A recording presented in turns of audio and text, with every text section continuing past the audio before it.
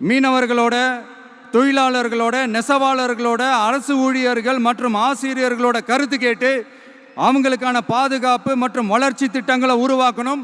உருவாக்குறது மட்டும் இல்லை, அதை செயல்படுத்தணும். முக்கியமாக இண்டஸ்ட்ரியல் டெவலப்மெண்ட்ஸில் கான்சென்ட்ரேட் பண்ணணும்.